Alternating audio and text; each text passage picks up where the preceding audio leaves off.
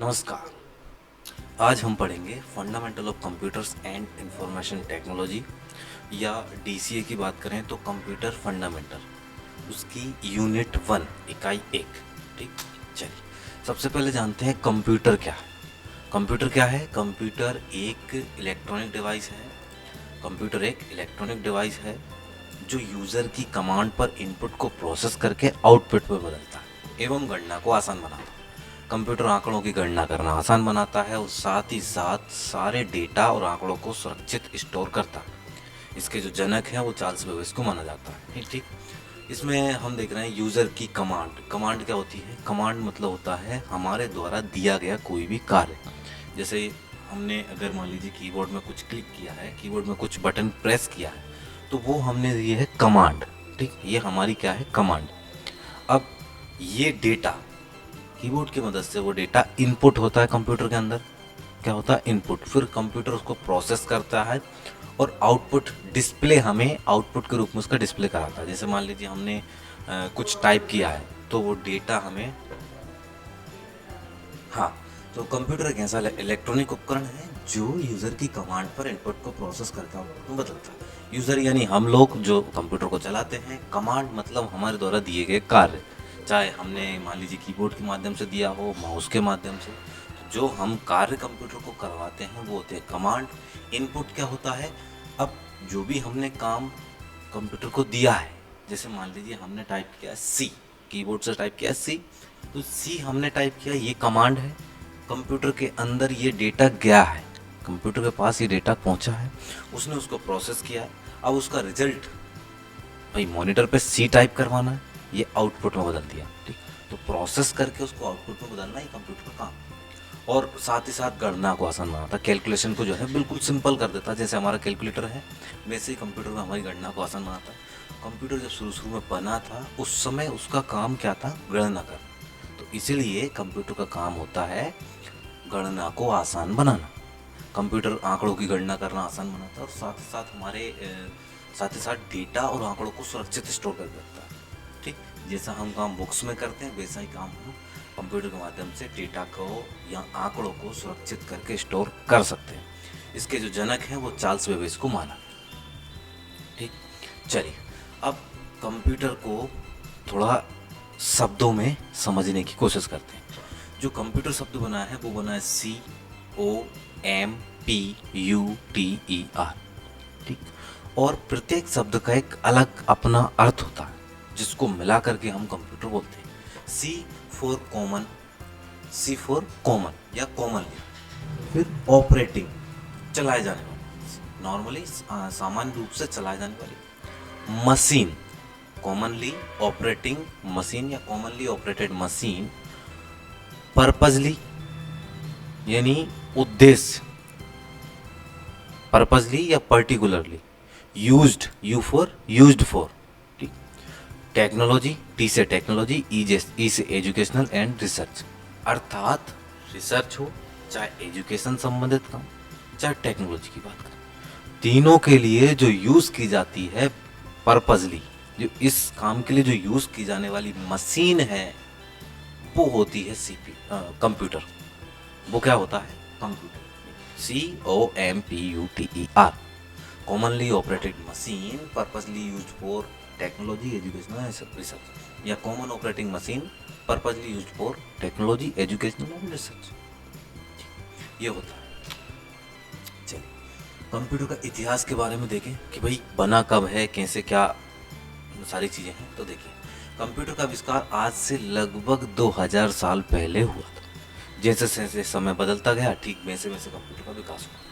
शुरुआती दौर में शुरुआती जब शुरू में कंप्यूटर बना था उस समय सबसे बड़ी समस्या क्या थी? कैलकुलेशन करना। उस समय ये नहीं था कि भाई फ़ोटो खींचना है, प्रिंट करवाना है, ये कुछ भी नहीं था। आप एज्यूम करिए 2000 साल पहले जब कंप्यूटर बना था उस समय लोगों की क्या समस्या रही होगी? उस समय थी कि भाई दो सेब हैं, दो सेब यहाँ रखें, दो सेब यहाँ रखें, टोटल कितना हो गया? 4। तो उस समय सबसे जरूरी जो चीज़ थी वो थी गणना, कैलकुलेशन। उस समय लाखों करोड़ों ये चीज़ें नहीं चलती थी, 100 सैकड़ा हज़ार 10,000 लाख 10 हुआ करती थी। शुरुआती दौर में गणना करने के लिए जिस डिवाइस का इस्तेमाल किया जाता था उसका नाम था अबेकस। आप सभी ने अबेकस डिवाइस देखी होगी, ठीक। वो डिवाइस थी अबेकस। अगर नहीं देखा है तो आज ही जाकर, अभी जाकर वीडियो को पॉज करें और अभी जाकर सर्च करें गूगल पर अबेकस, तो आपको एक डिवाइस देखने को मिलेगी। क्या होती है अबेकस? अबेकस एक लकड़ी से बना हुआ कंप्यूटर डिवाइस था जिसमें 2 तार लगे होते थे। तार के ऊपर एक वस्तु लगी होती थी जिसे हम घुमाकर परिणामों को प्राप्त करते। ये अबेकस थी। आप देखिए, पहले डिजिटल कंप्यूटर का आविष्कार ब्लेज पास्कल द्वारा सन 1642 ईस्वी में किया गया। सन 1642 और आज क्या है 2024। पहले डिजिटल कंप्यूटर का आविष्कार, डिजिटल कंप्यूटर। अधिकतर आप लोग नोट करिएगा कि सीपीसीटी में अधिकतर इससे संबंधित क्वेश्चन आता है कि पहला डिजिटल कंप्यूटर किस सन में बना था और किसके द्वारा बना था। तो ब्लेज पास्कल द्वारा सन 1642 में बनाया गया था, ठीक। इसमें नंबर लगा होता था जिसे डायल करना पड़ता था, लेकिन यह केवल जोड़ने का ही काम कर सकता था। उस समय की बात है। वर्ष 1822 में चार्ल्स बेबेज के द्वारा पहला यांत्रिक कंप्यूटर, अर्थात चार्ल्स बेबेज यांत्रिक यानी मैकेनिकल कंप्यूटर के जनक हैं। इसमें प्रोग्राम स्टोरेज के लिए पंच कार्ड का इस्तेमाल किया जाता था। इसके आधार पर ही आज के कंप्यूटर बनाए जा रहे हैं, इसलिए चार्ल्स बेबेज को कंप्यूटर का जनक कहा जाता, ठीक। आप सर्च कीजिएगा फर्स्ट मैकेनिकल कंप्यूटर, गूगल पे जाइए, सर्च कीजिए, आपको बिल्कुल उससे जुड़े हुए कंप्यूटर्स आपको देखने को मिलेंगे। कौन सा चार्ल्स बेबेज ने बनाया था, कैसा दिखता था। जब तक आप अपने अंदर रुचि नहीं लाएंगे चीज़ों को सर्च करने की, देखने की, तब तक आप इन चीज़ों में आगे नहीं बढ़ सकते। जितना आपके अंदर उत्सुकता होगी, जितना जिज्ञासा होगी, उतना ही आप इन चीज़ों को समझेंगे। चलिए, कंप्यूटर के भाग जानते हैं। कंप्यूटर किन किन चीज़ों से मिलकर बना, या कंप्यूटर को अगर हम अलग अलग भागों में बिखेरें, अलग अलग भागों में समझने की कोशिश करें तो क्या क्या हो सकते हैं। तो कंप्यूटर के मेनली 2 पार्ट होते हैं, मुख्यतः 2 भाग होते हैं। पहला होता है हार्डवेयर, दूसरा होता है सॉफ्टवेयर। हार्डवेयर क्या होता है? जो चीज़ें हार्ड होती हैं, जिनको हम छू सकते हैं, पकड़ सकते हैं, एक स्थान से दूसरे स्थान पर रख सकते हैं, महसूस कर सकते हैं, वो सारी चीज़ें हार्डवेयर होती हैं। और ऐसी चीज़ें जिनको हम देख सकते हैं, छू नहीं सकते, महसूस नहीं कर सकते, वो सारी चीज़ें सॉफ्टवेयर होती हैं। सॉफ्टवेयर को हम देख सकते हैं, जैसे शरीर इंसान का, बॉडी जो है हार्डवेयर है और उसके अंदर जो आत्मा है वो सॉफ्टवेयर, ठीक है। चलिए, अब ये क्वेश्चन मत करिएगा कि भाई सर आत्मा को हम देख तो सकते हैं, ठीक है। तो बस हमने कंपैरिजन किया है आपको समझाने के लिए। तो यही होता है, सॉफ्टवेयर बनाया हम ही ने है, तो हम देख तो सकते हैं लेकिन उसको छू नहीं सकते, क्योंकि सॉफ्ट होता है। सॉफ्ट अर्थात कंप्यूटर के अंदर होता है, वो बाहर नहीं आता, कंप्यूटर के अंदर ही चलता है। चलिए, अब हार्डवेयर की बात करें तो हार्डवेयर कितने भाग होते हैं? कंप्यूटर के 2 भाग हुए, हार्डवेयर और सॉफ्टवेयर। और हार्डवेयर के भी कितने भाग? हार्डवेयर के मेन 2 भाग। पहला होता है सीपीयू और दूसरे होते हैं पेरिफेरल डिवाइसेस। सीपीयू के भी 3 भाग होते हैं, CU, LU, MU. Control unit, arithmetic and logic unit और मेमोरी यूनिट। पेरिफेरल डिवाइसेस में 2 तरह की आती हैं, इनपुट डिवाइस और आउटपुट डिवाइस, ठीक। और बात करें सॉफ्टवेयर की तो सॉफ्टवेयर 3 प्रकार के होते हैं, एप्लीकेशन, सिस्टम, यूटिलिटी। सभी को हम स्टेप बाय स्टेप विस्तार से पढ़ें। चलिए, सबसे पहले देखते हैं हम हार्डवेयर, कंप्यूटर हार्डवेयर, जिसका पहला भाग है सीपीयू, ठीक। सीपीयू को समझते हैं, इस प्रकार का होता है सीपीयू, ये आगे का हिस्सा है, ये पीछे का हिस्सा है, ये छोटे छोटे माइक्रो न्यूरॉन्स होते हैं। कंप्यूटर को,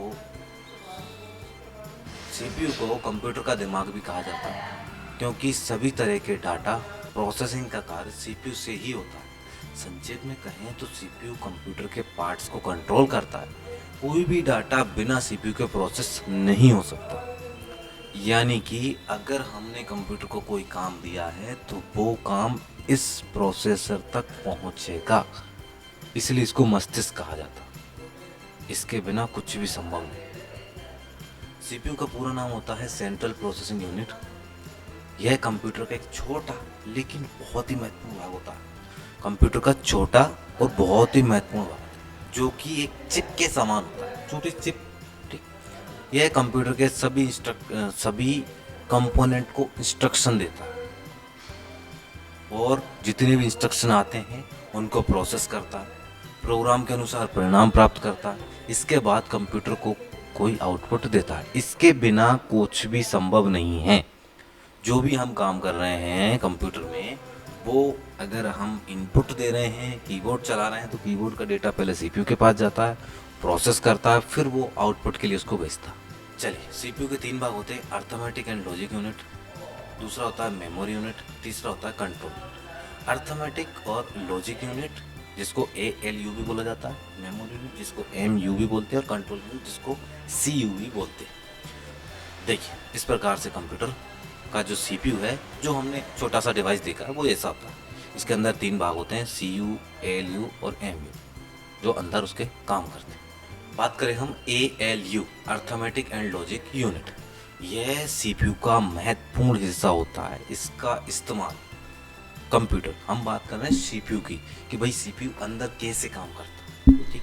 तो CPU के अंदर जो ALU यूनिट होती है, उसका काम होता है अंकगणितीय यानी अर्थमेटिक, और तार्किक मतलब लॉजिकली कार्यों को करने का। अंकगणित के अंदर मान लीजिए गुणा करना हो, भाग करना हो, जोड़ना हो, घटाना हो, वो सारे काम अर्थमेटिक यूनिट के अंदर आते हैं। और लॉजिक मतलब कोई डेटा का चयन करना हो, दो संख्याओं की तुलना करना हो, इसके जैसे कार्य लॉजिक यूनिट के द्वारा किए जाते हैं, ठीक। इसके बाद आती है कंट्रोल यूनिट या CU, ये कंप्यूटर के हर घटक, हर पार्ट को मैनेज करने का कार्य करता है। कंट्रोल, जैसा इसके नाम है कंट्रोल, तो पूरे सिस्टम को कंट्रोल करने का काम कंट्रोल यूनिट करती है। यह कंप्यूटर मेमोरी से जानकारी लेता है, इसे पढ़ता है और फिर उसे सिग्नल्स की सीरीज में बदल देता है। कहाँ पर कौन सा सिग्नल जाना चाहिए, वो इसी का काम होता है, ताकि कंप्यूटर के बाकी पार्ट भी अपना काम शुरू कर सके। फिर आता है memory unit. Memory unit computer का एक महत्वपूर्ण भाग है, जो डेटा और जानकारी को अस्थायी या स्थायी। मेमोरी यूनिट क्या करती है, कंप्यूटर है हमारा, उसके अंदर जो मेमोरी यूनिट है, उसका काम है कि जो भी डेटा आ रहा है, जो भी डेटा आ रहा है या पहले से मौजूद है, उसको अस्थायी रखना है कि स्थायी रखना है, कुछ समय बाद डिलीट करवाना है या रखना है हमेशा के लिए। तो ये सारा काम होता है मेमोरी यूनिट का, यही मैनेज करती है। जैसे आप पेन ड्राइव लाते हो, पेन ड्राइव से आपने कंप्यूटर में कोई डेटा डाल दिया, अब वो डेटा कब तक रखना है, वो काम कौन करता है, मेमोरी यूनिट। आपने गूगल पे कुछ सर्च किया, चीज़ें आपको दिख रही है, आपने गूगल पे कुछ सर्च किया, आपको चीज़ें दिख रही है, हाँ दिख रही, ठीक है, उनको डाउनलोड कर लिया। अब डाउनलोड करने के बाद वो सिस्टम में डेटा चला गया, वो कब तक रहेगा, उसको स्थायी रखना, अस्थायी रखना। जैसे आप कंप्यूटर में वेबसाइट ओपन की, तो वो होती है अस्थायी स्टोरेज, उसको भी कंप्यूटर स्टोर करके रखता है। कब तक, जब तक कि आप उसको हटाते नहीं, ठीक है। तो जो आपने चीज़ें डाउनलोड की हैं, वो तो डाउनलोड हो गई हैं, तो वो स्थायी रूप से स्टोर हो जाती है, ठीक। इसे कंप्यूटर मेमोरी या स्टोरेज के रूप में जाना जाता है। ये कंप्यूटर के प्रोसेसर के साथ संवाद करता है, किसके साथ, प्रोसेसर के साथ, और उन दिशाओं में डेटा को भेजता है जहाँ इसकी आवश्यकता है। मेमोरी यूनिट किसी भी कंप्यूटर सिस्टम का एक अनिवार्य हिस्सा है। बिना मेमोरी यूनिट के कंप्यूटर कोई काम करे, क्योंकि यह वह घटक है जहां वे प्रोग्राम्स और डेटा संग्रहित होते हैं जो वर्तमान में कंप्यूटर द्वारा उपयोग किए जा रहे हैं, ठीक है। तो अभी हमने क्या देखा था, हार्डवेयर, उसका अंदर CPU, हार्डवेयर के भाग CPU और पेरिफेरल, है ना। हार्डवेयर देखा, हार्डवेयर के अंदर CPU और CPU के बाद पेरिफेरल। तो अभी हमने देखा CPU और इसके 3 भाग। इसका जो मेमोरी यूनिट है, इसके भी 2 भाग होते हैं, प्राइमरी मेमोरी और सेकेंडरी मेमोरी। इस कंप्यूटर की मेमोरी के भी 2 भाग होते हैं, पहली है रैम और दूसरी होती है रोम। मेमोरी यूनिट के अंदर आप बोल रहे हो 2 तरह की होती है, रैम, प्राइमरी मेमोरी और सेकेंडरी, जी होती है। लेकिन मेमोरी यूनिट जो है वो काम करवाती है। मेमोरी यूनिट के अंदर अपनी एक छोटी कैसे मेमोरी, जिसको हम कह सकते हैं, वो होती है। वो रैम और रोम से क्या काम करवाना है वो करती है, ठीक है। तो अगर हम मेमोरी यूनिट को समझ रहे हैं, तो मेमोरी यूनिट से जुड़े भाग यानी उसके 2 प्रकार होते हैं। मेमोरी यूनिट, मेमोरी का काम है, लेकिन कहाँ से डेटा लेके कहाँ पहुँचाना, ये काम मेमोरी यूनिट का होता है, ठीक है। तो सबसे पहले देखते हैं प्राइमरी मेमोरी। प्राइमरी मेमोरी में रैम, रैम का पूरा नाम होता है रैंडम एक्सेस मेमोरी, समझ गए।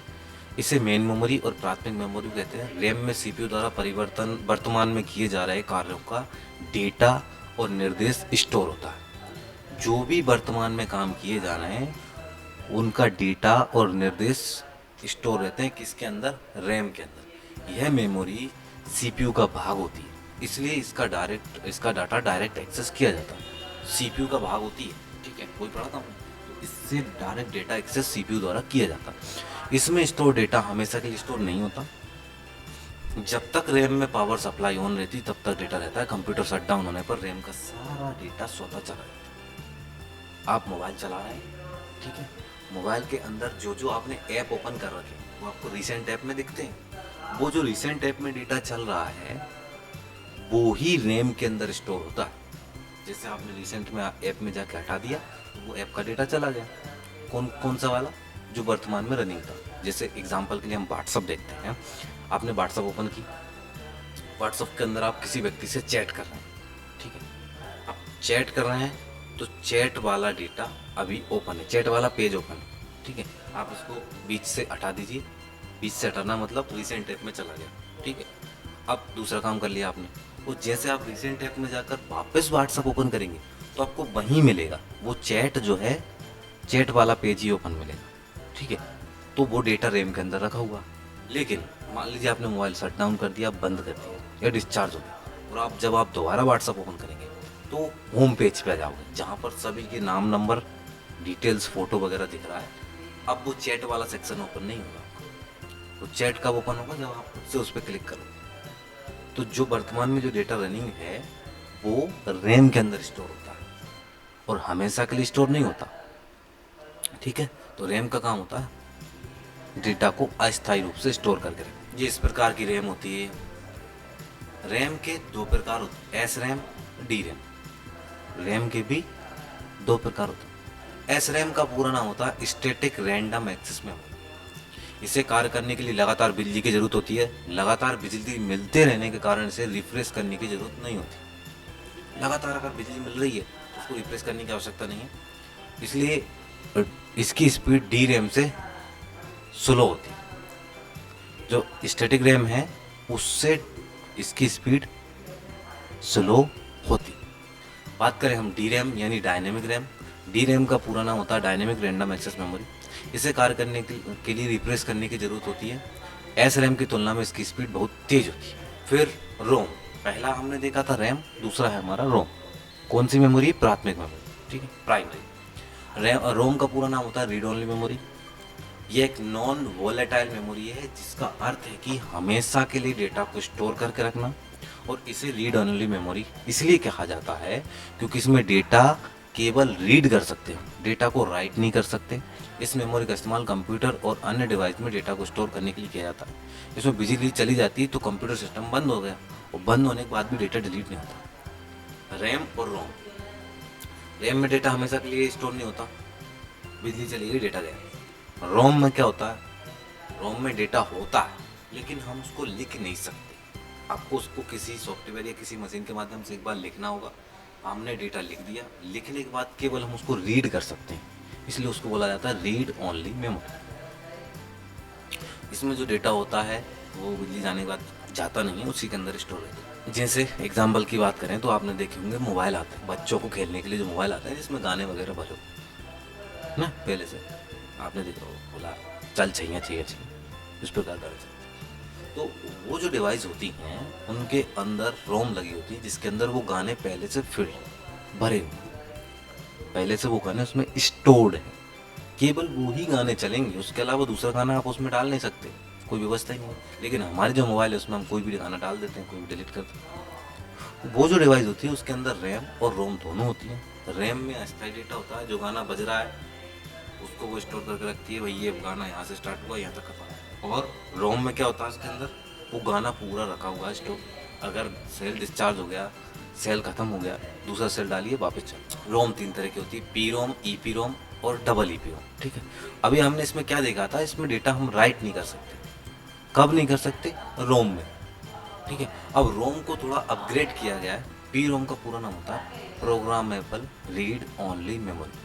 ये एक ऐसी मेमोरी है जिसे केवल एक बार प्रोग्राम किया जा सकता है, एक बार जब पी रोम में डेटा को स्टोर कर दिया तो फिर उसमें से डेटा को डिलीट नहीं कर सकते, समझे।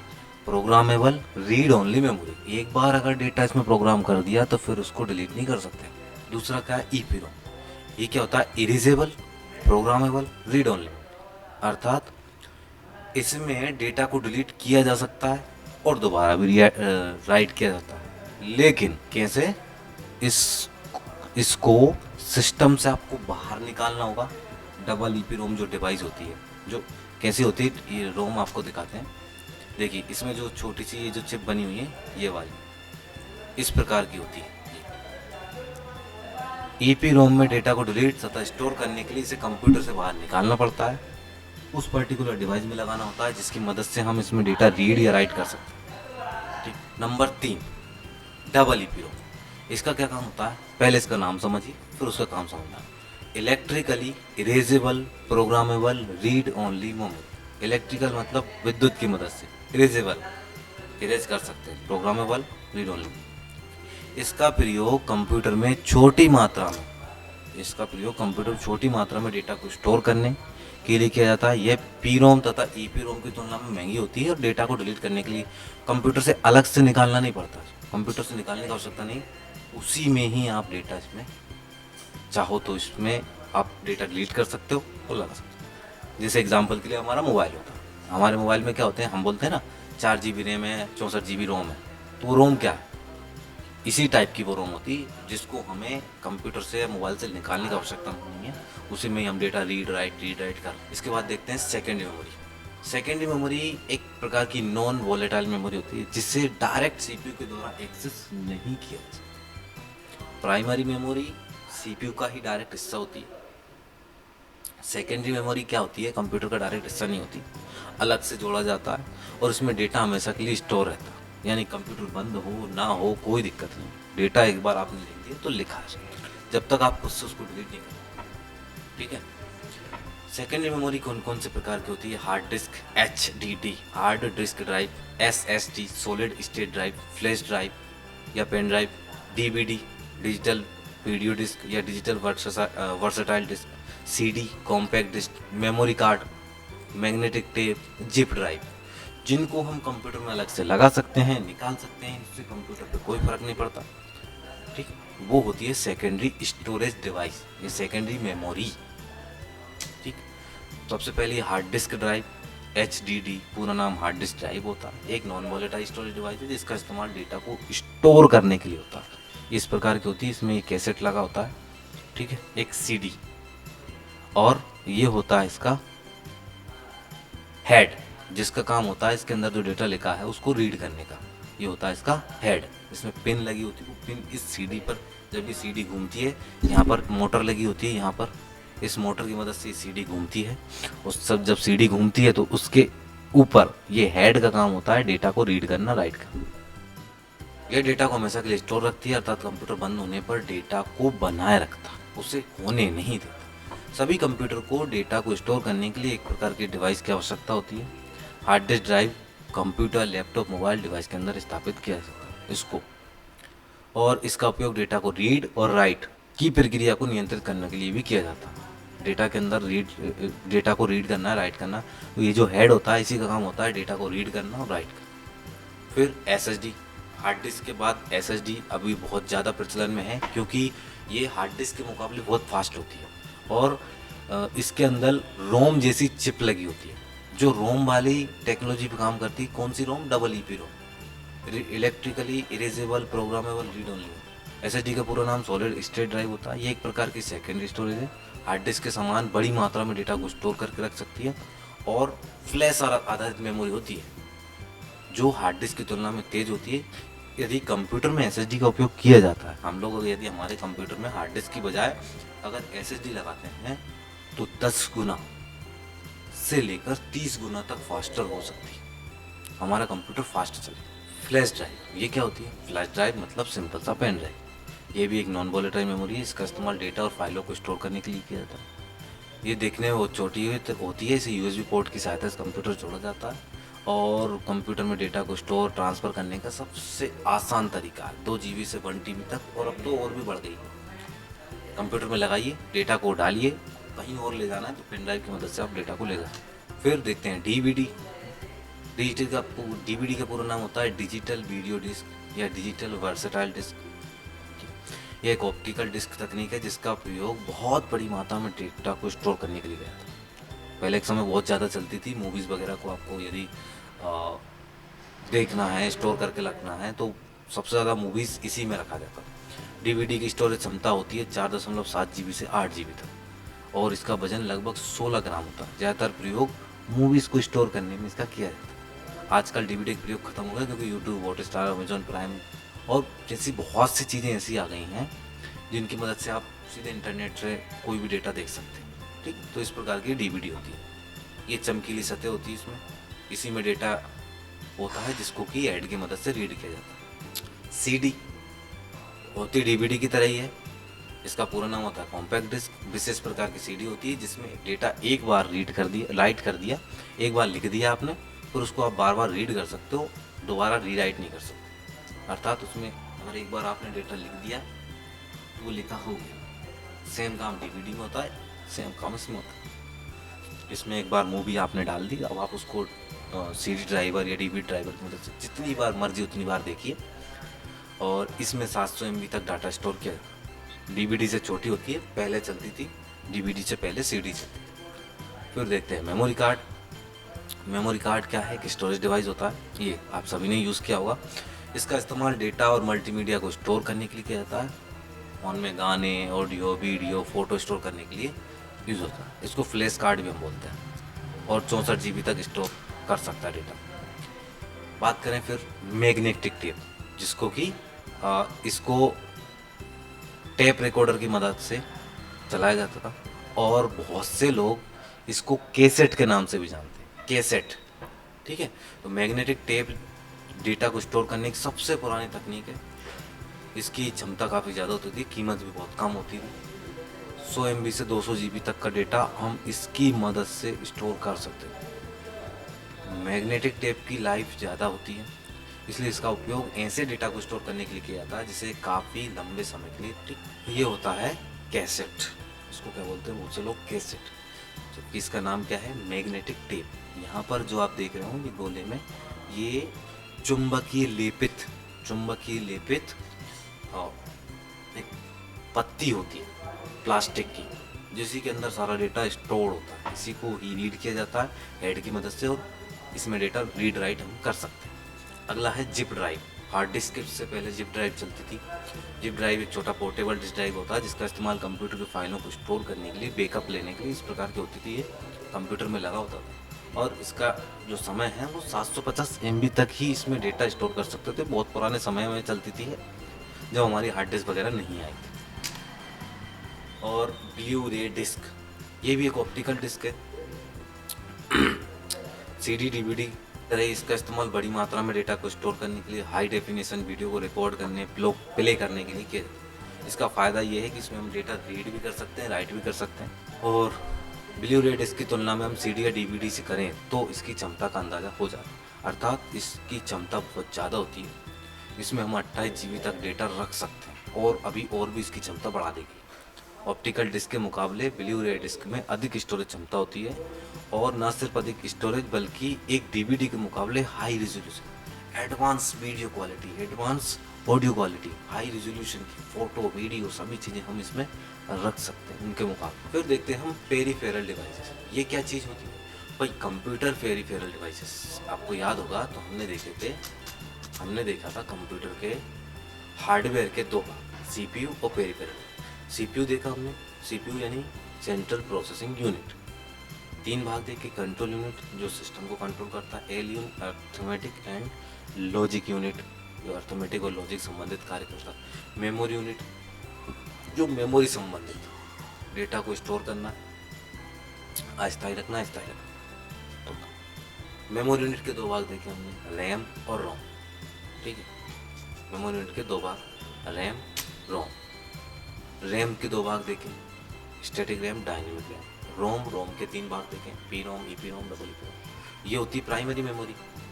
मेमोरी यूनिट 2 भाग है, प्राइमरी, सेकेंडरी। प्राइमरी के अंदर रैम, रोम और सेकेंडरी के अंदर ये सारी सेकेंडरी स्टोरेज है, hard disc, SSD, flash drive, DVD, CD memory card, magnetic tape, chip.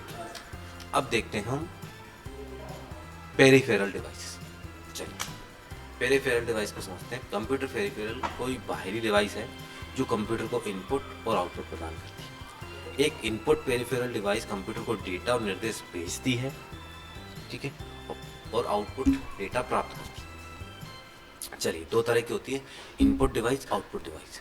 Input device कौन सी है? कंप्यूटर को कमांड देने में जो भी उपकरण हमारी मदद करते हैं कंप्यूटर को कमांड देने, अर्थात हमारे पास जितने भी कंप्यूटर से संबंधित डिवाइस है, अगर उनका काम है कि बाहर के किसी डेटा को कंप्यूटर के अंदर भेजना, तो वो कहलाता है इनपुट डिवाइस। जैसे कीबोर्ड हुआ, mouse, track ball, joystick, light pen, touch screen, barcode reader, optical mark reader, smart card reader, biometric sensor, scanner, microphone, webcam आदि।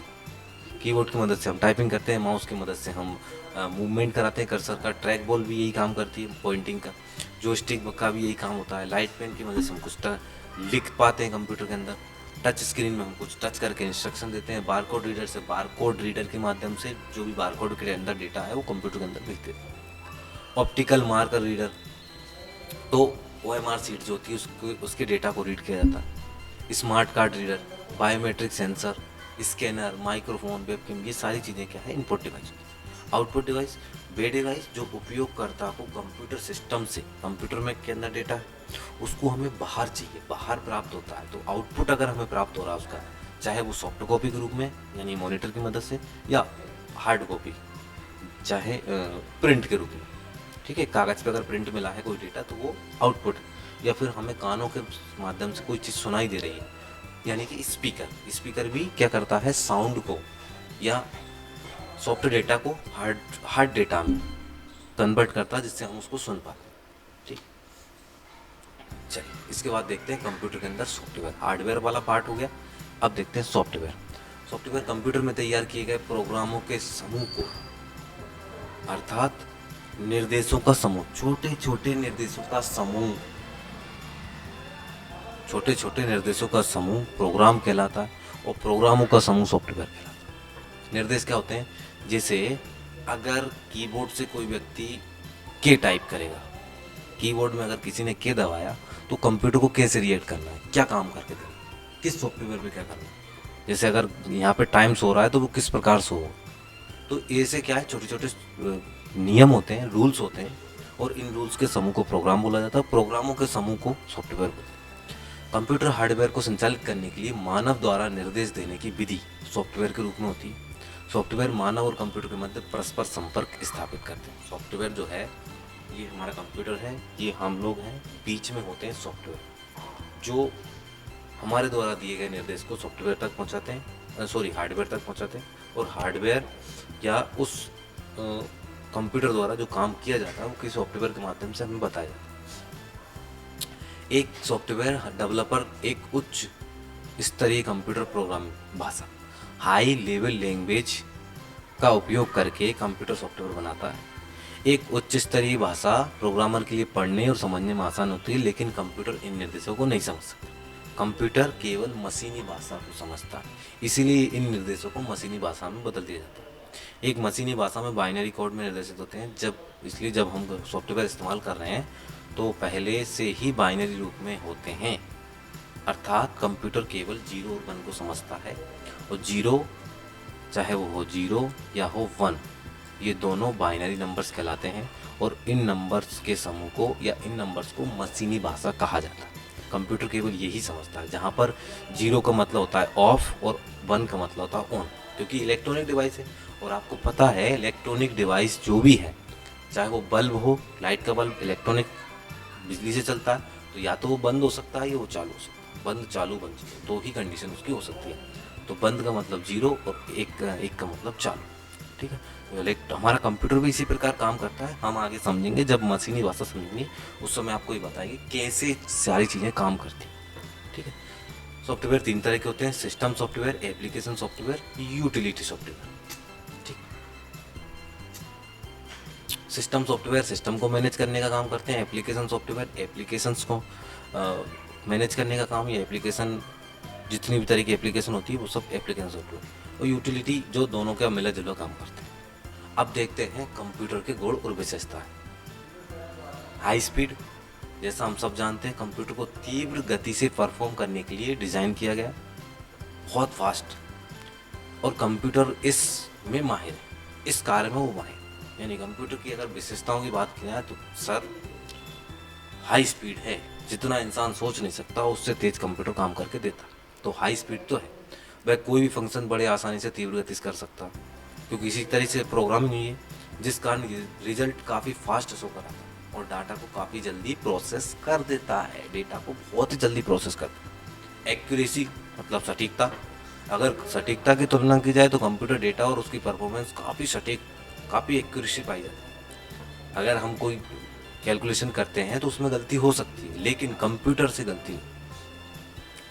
कंप्यूटर कार्य हमेशा सटीक होता है, इसमें यूज़र के कारण उसकी डाटा एंट्री, उसके कमांड में गलती हो सकती है। हमारे द्वारा कुछ गलत कमांड दी जा सकती है, लेकिन कंप्यूटर गलत नहीं, क्योंकि कंप्यूटर में जो डाटा फीड किया है वह उसी के हिसाब से आपको रिजल्ट शो कराता, रिजल्ट बताता। रिलायबिलिटी अर्थात कंप्यूटर काफ़ी विश्वसनीय सोर्स है, विश्वास हम इस पर कर सकते हैं क्योंकि वो गलती नहीं करता, इसके द्वारा किया गया काम विश्वसनीय है, क्योंकि जो भी एरर होता है वो सब मानवीय या मैनुअल मेथड में देखा जाता है, बजाय कंप्यूटर किए रिजल्ट के। कंप्यूटर में फीड किया हुआ डेटा वर्षों तक सुरक्षित रहता, एक्यूरेट रहता है। किसी चीज़ की आवश्यकता कभी भी आप कंप्यूटर में उसको निकाल सकते हैं, चेंज करना है चेंज भी कर सकते हैं। ठीक। वर्सेटिलिटी, कंप्यूटर की सहायता से विभिन्न प्रकार के कार्य संपन्न किए जा सकते हैं। आधुनिक कंप्यूटर में अलग अलग तरह के कार्य एक साथ करने की क्षमता होती है, अलग अलग काम एक साथ हम कर सकते हैं। रिपीटेशन अर्थात मान लीजिए कोई व्यक्ति है और आपने बोला है उसको कि आपको एक सामान यहाँ से उठा करके यहाँ रखना है, वो दिन भर में करना ही है, उठाइए रखिए, वापस यहाँ से यहाँ से, तो वो व्यक्ति परेशान हो जाएगा, थक जाएगा। लेकिन कंप्यूटर नहीं थकता। कंप्यूटर को आपने बोला है कि ये कैलकुलेशन आपको करते जाना है, दिन भर करिए, कंप्यूटर नहीं थकेगा। तो एक आदेश देकर आप उससे वही काम बार बार करवा सकते हैं, वो विश्वसनीयता से तीव्र गति से करेगा। इंसान थक जाएगा, लेकिन कंप्यूटर की हमेशा वो ही स्पीड होगी।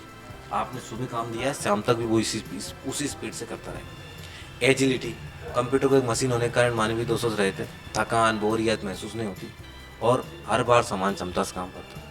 अर्थात एज की समस्या नहीं, पुराना हो गया नया है, कोई दिक्कत नहीं, उम्र की कोई दिक्कत नहीं। सीक्रेसी, सुरक्षित गोपनीयता, डेटा को गोपनीय तरीके से रखता है। पासवर्ड का प्रयोग कंप्यूटर के कार्य को गोपनीय बनाया जा सकता है।